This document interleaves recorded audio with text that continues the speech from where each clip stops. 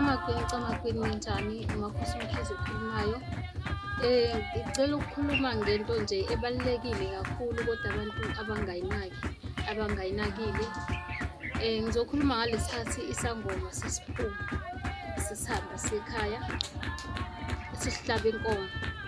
Sayidinga inkomo noma inkomo ngoba kuyahlukahlukana nezangoma ziyahlukahluka futhi nalezi inkomo omningi bazo busho ukuthi igaba zalabantu ayifani, ayilingani futhi ngeke siyishintshe siyijikise zifane, ngeke siyijikise futhi siyilinganise.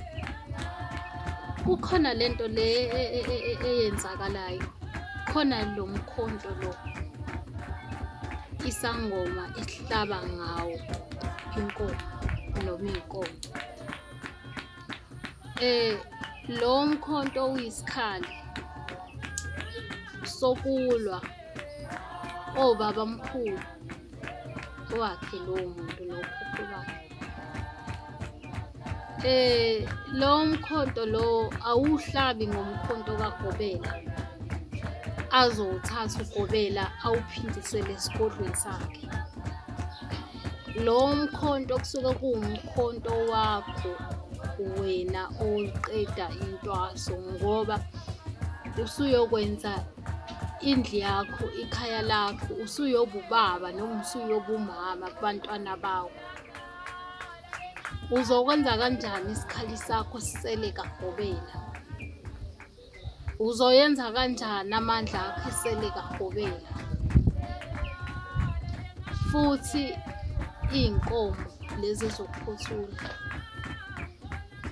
nakancane la uyitshelwa khona umuntu okuthwasisayo ukuthi zingaki, zinjani, akaze kwenzeka lokho ngoba lelo dlozi akusilona idlozi lakaGobela, idlozi lakho.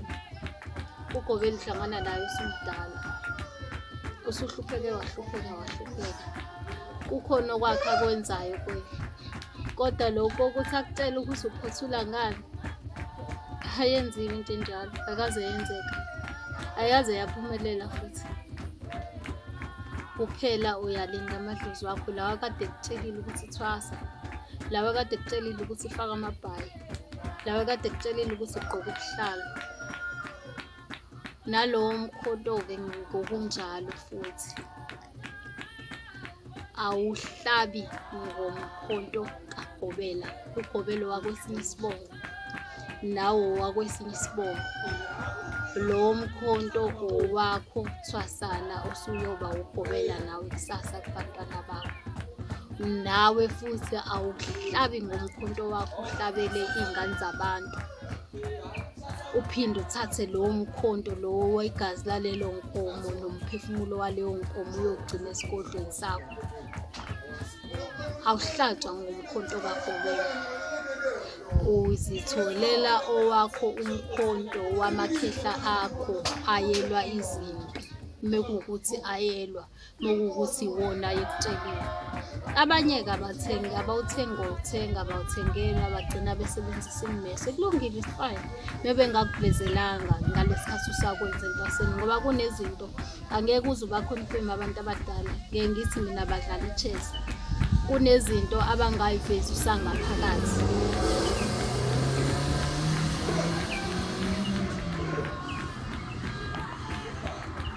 Kunezinto abangayivezi usangaphakathi kodwa bakulinde uze uphume bese beyakuphezela zona.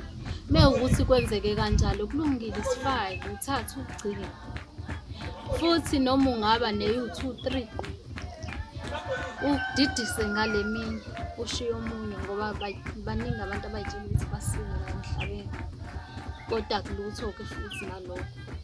Ngiyabonga umakhosi Mkhize okhulumayo. Ngikhuluma nje ngomkhonto ukuthi umkhonto awuhlabi ngomkhonto kaGobela, awuhlabi ngomkhonto kaGobela, uhlaba ngomkhonto wakho wakini usale esigodlweni sakho.